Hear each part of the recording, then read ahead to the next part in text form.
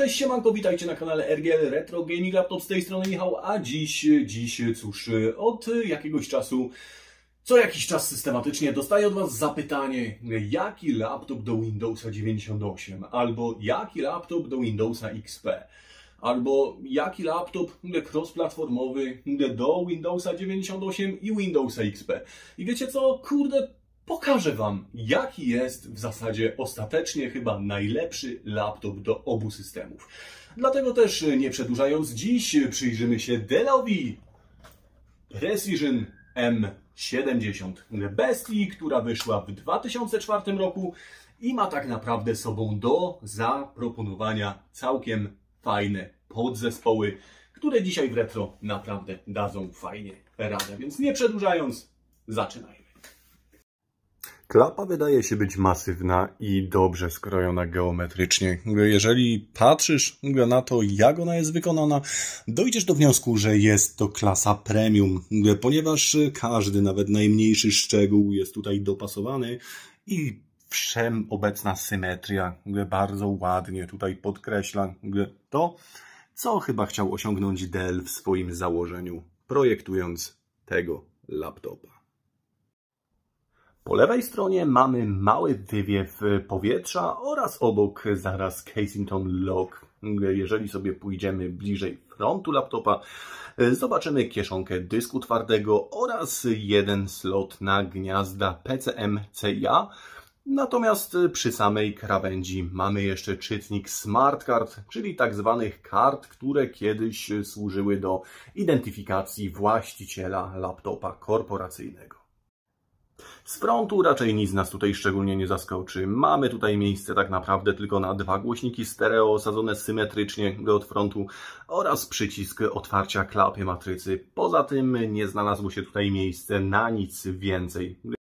Z prawej strony natomiast znalazło się miejsce na napęd optyczny. W tym przypadku mamy tutaj napęd combo DVD plus nagrywarkę CD. Mamy również miejsce na dwa gniazda jack, wejścia, wyjścia audio, dwa porty USB oraz kolejny zaciąg powietrza, który zdradza nam, że jednak tutaj różni się ten laptop budową od poprzednich serii D. Natomiast z samych ciekawości można jeszcze dodać, że sam napęd optyczny jest wysuwany i po wciśnięciu tego przycisku i odkręceniu z dołu jednej magicznej śrubki możemy go zamienić na inny napęd optyczny, bądź też dodatkowy dysk twardy, bądź też dodatkową baterię. Tak to Dell sobie przewidział. Jest to tak naprawdę taki duchowy powrót do serii C i myślę, że bardzo fajnie to zostało tutaj rozwiązane. Każdemu wedle potrzeb. Każdy sobie zdecyduje, co tutaj woli wtedy mieć. A z tyłu od lewej strony zobaczymy wywiew karty graficznej i ktoś by mógł powiedzieć, że jest to nowość w stosunku do serii D800 i będzie miał rację, ponieważ tutaj, jeżeli chodzi o układ graficzny, samo odprowadzanie ciepła zbudowane jest już w zupełnie inny sposób, co sobie zresztą zaraz zobaczymy. Idąc dalej, mamy port podczerwieni IRDA. Dalej mamy RJ45, nieśmiertelne RJ11, mamy dwa porty USB, wyjście S-Video, RS232 i tak naprawdę jest to jeden z ostatnich modeli, który fizyczny RS232 w swojej budzie posiada. Wyjście VGA, wyjście zasilacza i wywiew tutaj kratki wentylatora naszego procesora w laptopie. Z ciekawostek należy dodać, że jest to też jeden z pierwszych laptopów tego producenta, który do działania wymagał zasilacza 130 W. A dlaczego aż tyle? Zaraz sobie zobaczymy. A na spodzie laptopa mamy zaciąg temperatury do chłodzenia procesora, gniazdo stacji dokującej, zaciąg do schładzania temperatury w karcie graficznej oraz klapkę, pod którą znajdziemy, a jakże standardowo, pamięć RAM oraz kartę Wi-Fi. Jest tutaj jeszcze miejsce na modem, natomiast kto w dzisiejszych czasach używa modemu RJ11? Gdzieś go tam mam w swoich czeluściach, ale myślę, że nie ma sensu go tutaj montować. Dodatkowo, gdybyśmy tutaj chcieli się dobrać do dysku twardego, to należy wykręcić te dwie śrubki, dzięki czemu wyciągniemy tę kieszonkę i będziemy mogli sam dysk wyjąć i zgrać, bądź wgrać jakieś dane. W momencie, Kiedy sobie już to opanujemy, mamy tutaj jeszcze baterię, którą podciągając tę dźwigienkę możemy bez większego problemu wypiąć i wpiąć na powrót. Tutaj mamy śrubkę, o której wcześniej wspominałem, po wykręceniu której możemy się dobrać do napędu optycznego. Naciskamy dźwigienkę, pociągamy do przodu i napęd nam wychodzi. Taka to delowska technologia. Wprawne oko mogło też zauważyć, że nasz Dell Precision M70 jest grubszy od swojego poprzednika i tak, jest to prawda wynikająca z troszkę innej budowy wnętrza, natomiast nie jest aż tyle grubszy, na ile by sugerował pierwszy look. Jeżeli się przyjrzymy dwóm laptopom obok siebie, dostrzeżemy, że tak naprawdę ta różnica to około 5 mm. Choć wydaje się w zasadzie dużo większa, to tak na dobrą rzecz podczas porównania jednego z drugim nie robi już aż tak piorunującego wrażenia. No dobra, a jak tutaj wygląda środek? Środek tutaj wygląda dość konkretnie i można powiedzieć, że jest na bogato. Mamy tutaj całkiem pokaźną płytę główną i na płycie głównej całkiem ciekawe komponenty. Jeżeli chodzi o peryferia, mamy tutaj czytnik Smart Card, mamy tutaj Bluetooth, mamy tutaj PCM-CIA.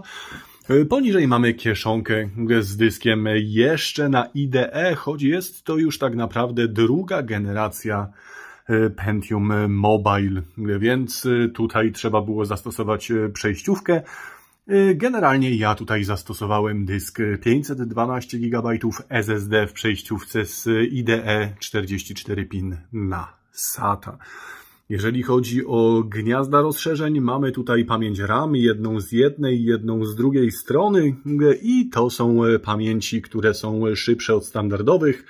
Są to pamięci 667 MHz bądź też megatransferów, jak kto woli, oraz CL4, czyli takie szybsze, dedykowane już takim bardziej profesjonalnym sprzętom. Jeżeli chodzi o chipset płyty głównej, mamy tutaj chipset Intel 915, który obsługuje maksymalnie 2 GB pamięci DDR2. Oraz mamy tutaj procesor, jest to procesor Pentium Mobile 1800 MHz z 2 MB cache'em pierwszej generacji, ale niech Was tutaj nic nie zmyli. Jest tutaj ten procesor zastosowany nie bez powodu. Na tym procesorze zastosowany jest bowiem PinMod, dzięki czemu procesor pracuje nam z częstotliwością 2,4 GHz i jest jednocześnie jednym z najszybszych Pentium Mobile, jakie możemy w ogóle zobaczyć w komputerach przenośnych.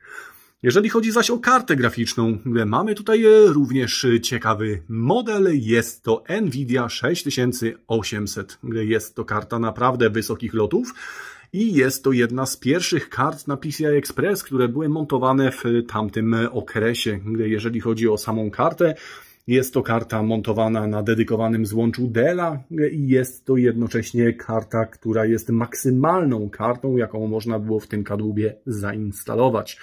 Jak ona wygląda pod maską, zaraz sobie zobaczymy. Nasza karta GeForce 6800 GT wygląda dość okazale, zarówno z jednej, jak i z drugiej strony. Tutaj z jednej strony mamy układ taki, że na środku mamy rdzeń graficzny, po obu stronach mamy pamięci VRAM, natomiast jeżeli sobie tę kartę obrócimy do góry, tyłkiem mamy kości pamięci VRAM, które do tej pory były schładzane tylko i wyłącznie poprzez przepływ swobodny powietrza w obudowie, ponieważ sam backplate tutaj miał tylko i wyłącznie trzymać radiator górny tej karty.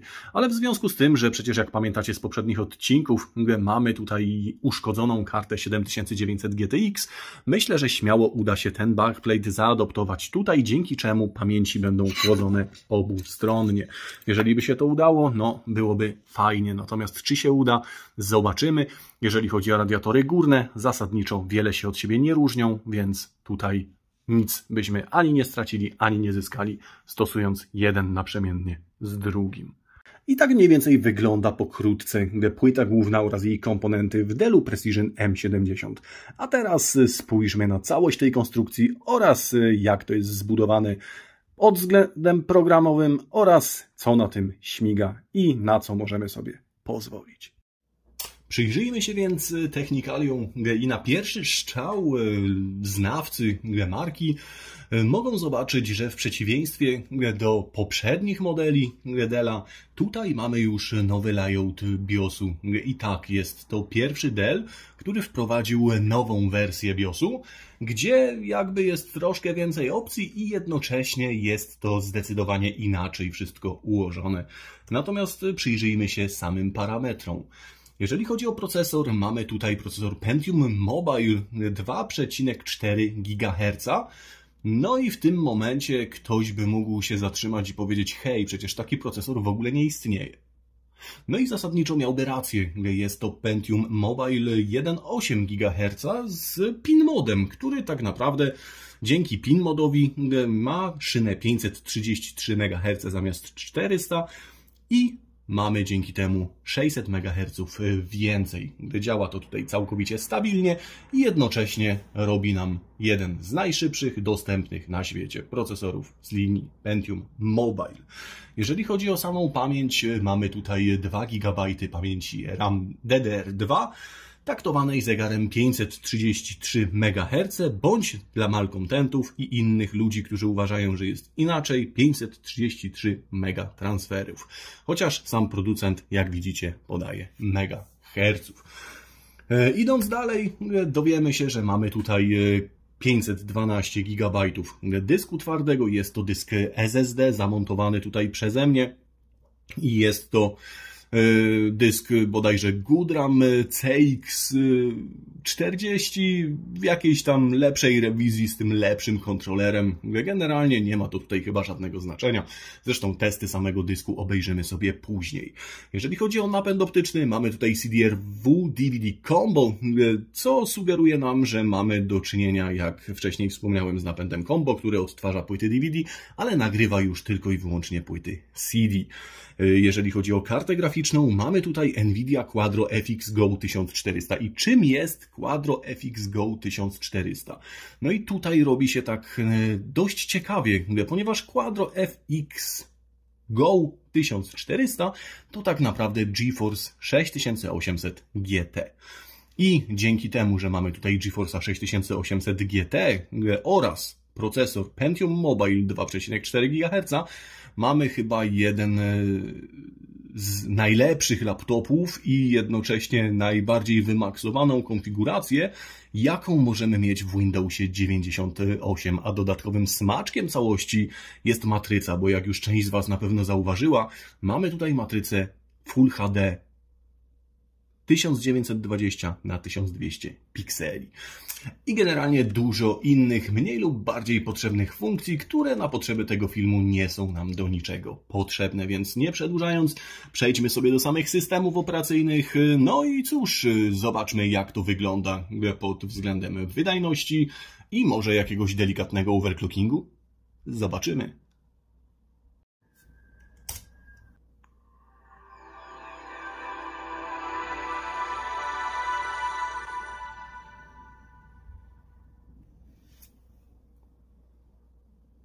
Słuchajcie, no i musicie przyznać, że sam widok Windowsa 98 na matrycy Full HD robi wrażenie i powiem Wam, no nagranie tego absolutnie w żadnym wypadku nie oddaje i jest mi trochę przykro z tego powodu. Natomiast no jest tutaj naprawdę sztos. Dodatkowo sama matryca jest matrycą Ultra Sharp i generalnie ma podbite kąty widzenia, ma też podbity sam kontrast, dzięki czemu pewnie tego w żaden sposób tutaj nie da się zauważyć na samym filmie. Natomiast jeżeli chodzi o to, jak ta matryca się prezentuje na żywo, no to muszę Wam powiedzieć, że ikony mam wrażenie, że za chwilę wyjdą z samego ekranu. I jest to jeden z lepszych, jak nie najlepszy panel, jakie były stosowane w tamtym okresie. Natomiast, no tak jak mówię, ja tutaj nie jestem w stanie oddać tego, co ten panel potrafi sobą pokazać na tym tylko filmie. Zaraz się przyjrzymy testom pod Windowsem 98, a tymczasem przejdźmy do Windowsa XP i przyjrzyjmy się trochę bliżej technikaliom i tym, co tutaj mamy pod maską.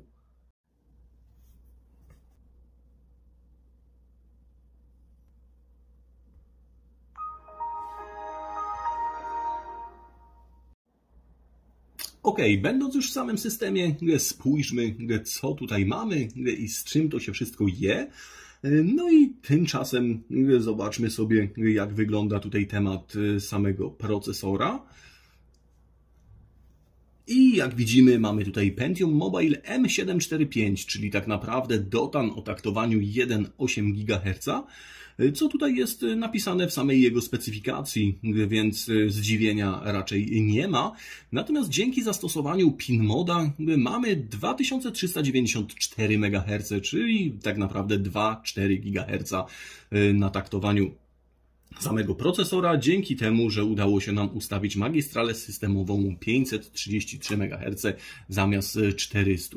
Jeżeli chodzi o pamięć cache, no to pierwszy poziom mamy łącznie 64 KB, natomiast poziomu drugiego mamy 2048 KB, czyli to jest już ten większy, lepszy procesor. Jeżeli chodzi o samą płytę główną, no to mamy tutaj płytę Dellowską, co raczej nie jest zdziwieniem, i mamy zainstalowany najnowszy BIOS, bo choć sam komputer pochodzi z roku 2004, no to sam BIOS już tutaj jest z 2006 roku, ponieważ jest to najnowsza jego rewizja. Jeżeli chodzi o pamięć, nie wykrywa nam tutaj samego taktowania pamięci, ani też jej parametrów, nie wiedzieć dlaczego. Być może CPU-Z jest na to za stary. Natomiast przejdźmy sobie może do GPU-Z i zobaczmy, co tutaj nam powie o samej karcie grafiki.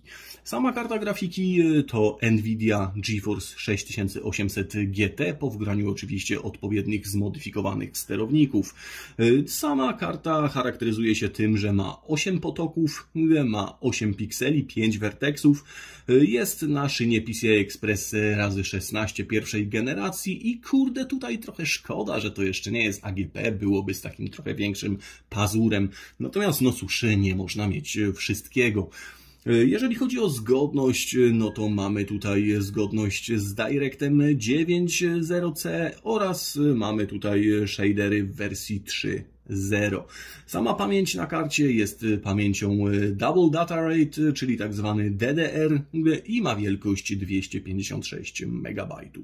I szyna samej karty to 256 bitów, czyli mamy tutaj na tamten okres czasu praktycznie możliwie największy wypas, jaki był dostępny, a przynajmniej taki, jaki był dostępny w komputerach mobilnych. Jeżeli chodzi zaś o temperaturę samej karty, jest całkiem przyjemnie. Natomiast nie licząc tego, co tutaj dała jej fabryka, mnie udało się tutaj delikatnie ją podciągnąć do góry. W związku z tym, że mam starą pastę termoprzewodzącą i zapomniałem kupić nowej, nie zamierzam tutaj też jakoś super szaleć, ale myślę, że biorąc pod uwagę, że uzyskaliśmy maksymalną temperaturę na poziomie 68 stopni Celsjusza, nie jest źle i możemy sobie zaszaleć, ustawiając takie taktowania. Co za tym idzie, z 275 MHz na procesorze graficznym uzyskaliśmy 350 MHz, no a jeżeli chodzi o pamięć, to z 295 MHz uzyskaliśmy 325 MHz, czyli realnie 650 MHz, czyli jak kto woli 650 MB transferów. Ok, mamy tutaj ten wywód już, myślę, zakończony. Przyglądnęliśmy się technikaliom. Z ciekawszych rzeczy powiem Wam jeszcze, że mamy tutaj zastosowane dość szybkie pamięci DDR2, jak zwróciliście wcześniej uwagę. I dzięki programowi Memset nie ma problemu, żeby je tutaj przeglądnąć i zobaczyć to, czego nie pokazuje nam CPU-Z. A więc pamięci w tej chwili w systemie taktowane są zegarem 300. Jeżeli tutaj speedstep idzie na maksa, bo jak widzicie, to tutaj się cały czas zmienia, ale maksymalnie są taktowane zegarem 333,3 MHz, czyli 667 MHz, bądź też mega transferów. Kurde, ale mnie to miażdży. No i mamy tutaj dość fajne timingi, ponieważ gdyż mamy tutaj CAS latency na poziomie 4 i pozostałe dwa parametry na poziomie 2. TIRAS na poziomie 8, co za tym idzie, to są chyba jedne z szybszych pamięci w ogóle RAM, jakie posiadam, a na pewno tych DDR2 do laptopów. Więc mamy tutaj super wymaksowaną konfigurację, a teraz może przyjrzyjmy się jakimś drobnym testom. No i co, jak widzicie, jest delikatny progres, jeżeli chodzi o poprzednią generację, a tę z tego choćby względu, że uporali się tutaj fajnie z kartą grafiki. Jeżeli chodzi o temperatury, to w porównaniu do najmocniejszych konfiguracji D800 czy Precisiona M60 tutaj naprawdę jest mega sztos. Bo kurde, no ten układ chłodzenia, ten dodatkowy wentylator tutaj naprawdę mega daje radę. A fakt, że dołożyłem sobie tutaj radiatory na kości pamięci, pozwolił mi tutaj delikatnie więcej z tego samego układu wycisnąć. Jak to się przedłożyło na wydajność? Spójrzmy. Mniej więcej zaczynając od 3D Marka 99, nasza punktacja prezentuje się w ten sposób, więc myślę, że nie jest źle. Natomiast przechodząc do 3D Marka 2000, wygląda w ten sposób. I tutaj na chwilkę zatrzymałbym się. Zwróćcie uwagę, jaki tutaj mamy bardzo wysoki CPU score. Przypomnijcie sobie, że poziom Pentium 3 to gdzieś w granicach tych 9-10 tysięcy punktów. Natomiast tutaj, wow, jest moc, prawda? No, idąc tymi testami do przodu, przejdźmy może płynnie do Windowsa XP, gdzie będziemy sobie testować od 2001 wzwyż, więc przyjrzyjmy się, jak to wygląda. I tutaj będziemy sobie porównywać to, co możemy zrobić z tym laptopem bez overclockingu versus to, jak to nam wychodzi po overclockingu. Zasadniczo oczywiście sam procesor będzie podkręcony cały czas, ponieważ pin mod jest trwały i w tym momencie no, nie dam rady już tym zegarem tak modulować. W sensie, jakbym się uparł, to bym dał, ale z drugiej strony po co? Więc spójrzmy, jak to wygląda. Patrząc na 3D Marka 2001, tak to wygląda bez OC, no a tak to wygląda po OC. I moglibyście stwierdzić, że mamy tutaj przyrost na poziomie 10%, a zegary podbiliśmy dość sporo. Co za tym idzie, może nie ma sensu w ogóle tego ruszać. Ale z drugiej strony pójdźmy dalej. Spójrzmy na 3D Marka 2003. Tak sytuacja wygląda bez OC, a tak sytuacja wygląda po overclockingu. I tu już widzicie ten trend, to, że temat idzie do góry. Mamy im wyższe wymagania, tym ta wydajność bardziej skaluje się w górę. Więc no, nie trzymając Was dłużej w niepewności, sprawdźmy, jak to wygląda w takim razie w 3D Marku 2005. Tak to wygląda bez overclockingu. Natomiast po overclockingu mamy taką punktację. Co za tym idzie, jak zwróciliście uwagę, w tym przypadku mamy już prawie 30% wzrost wydajności. Więc sam overclocking robi tutaj różnicę, natomiast tylko w nowszych grach. I tak, jeżeli mamy tutaj tytuł, który nam działa na granicy płynności, bo jest na przykład za nowy bądź zbyt wymagający, ten overclocking zrobi nam tutaj różnicę.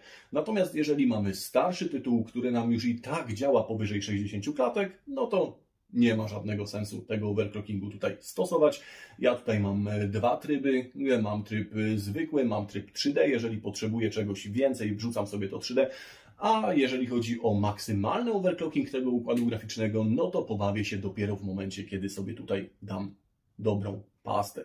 Bo na ten moment jest jak jest i nie chcę tutaj przeciągać struny. Szkoda by mi było ten kadłub uszkodzić. Co więcej, spójrzmy może, jak ten kadłubek radzi sobie w grach i podyskutujemy sobie na podsumowaniu za moment.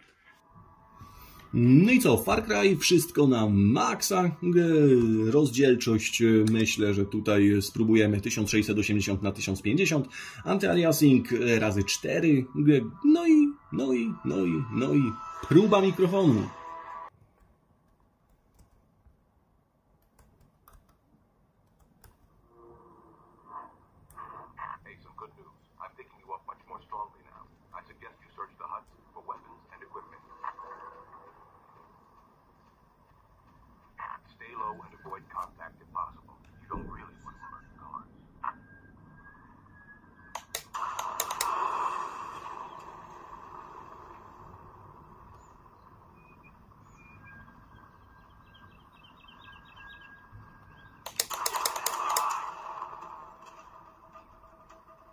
GTA 3, czyli optymalizacyjny potworek kilku lat wstecz, maksymalna rozdzielczość, maksymalne rysowanie odległości, do tego 32 bity i wszystkie detale na pełnej pycie. Zobaczmy, czy to ma szansę.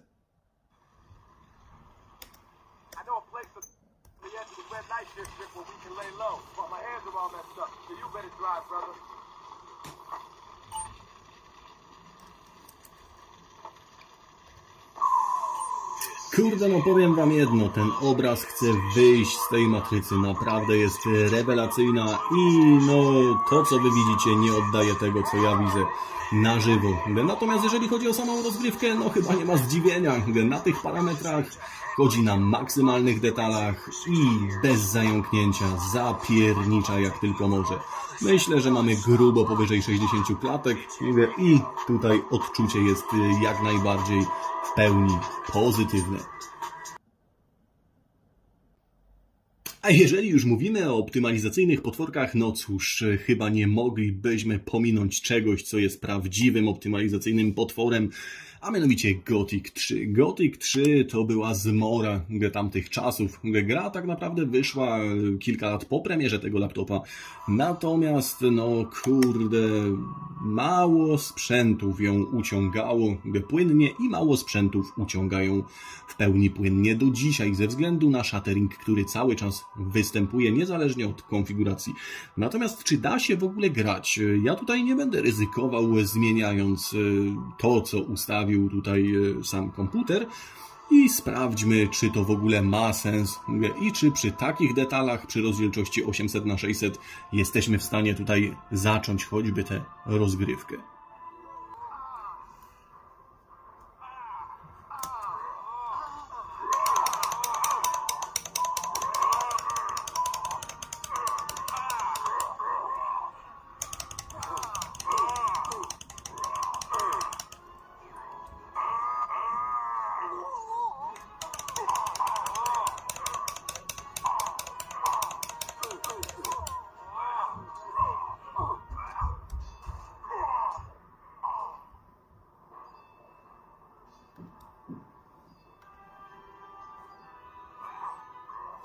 Kurde, będę z wami szczery, może i nie jest jakoś super płynnie, natomiast no, nie ma też tragedii. I szczerze wam powiem, że kurde, możecie się śmiać, ale ja byłbym w stanie grać na tym laptopie w tego Gothica, bo daje radę, więc kurde, no, jest moc. A na koniec, tak jak obiecałem, zobaczmy sobie jeszcze, jak wygląda kwestia samego dysku twardego. Jak wcześniej wspomniałem, jak wiecie, mamy tutaj zastosowany dysk SSD w przelotce z IDE 44 pin na SATA. No i ten dysk działa w standardzie UDMA 100, bo to jest maksimum, jaki tutaj jest dostępny dla tego chipsetu, dla tej płyty. No i jak widzicie, takie mamy wyniki. Nie są może one oszałamiające, natomiast są moim zdaniem zupełnie wystarczające, żeby tutaj uzyskać maksymalną wydajność.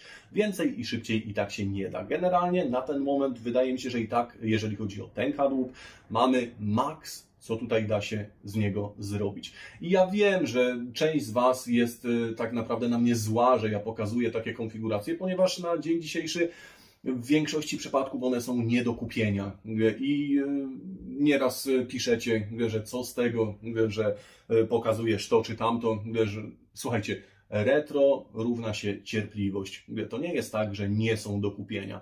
Po prostu należy wykazać bardzo dużą cierpliwość, szukać. Ja niejednokrotnie niektórych kadłubów, niektórych konfiguracji, niektórych podzespołów szukam latami. I to nie jest tak, że przychodzą i spadają z nieba i mam. To, że mogę Wam tutaj pokazać niejednokrotnie bardzo unikatowe konfiguracje samych laptopów, wynika z faktu, że przez lata, naprawdę długie lata, te laptopy zbierałem i kolekcjonowałem do nich różnego rodzaju podzespoły. A Wy, jeżeli chcecie, nadal możecie coś takiego sobie zdobyć. Tylko tak jak mówię, przede wszystkim najważniejsze w tym wszystkim jest cierpliwość. No i cóż, na koniec, jeżeli filmik się podobał, łapa w górę, jeżeli filmik się nie podobał, łapa w dół. Chciałbym też z całego serca podziękować.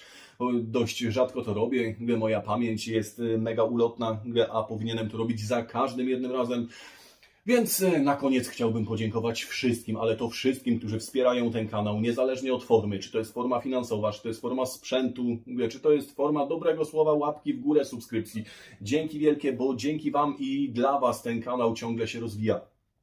Natomiast jeżeli ten content do Ciebie trafia, a trafiłeś tutaj po raz pierwszy, bądź oglądasz po raz wtóry, a jeszcze nie zasubskrybowałeś tego kanału, będzie mi na pewno bardzo miło, jeżeli to zrobisz, ponieważ coraz więcej tego typu treści będzie tutaj się pojawiać. A z mojej strony na ten moment tyle. Dzięki, cześć!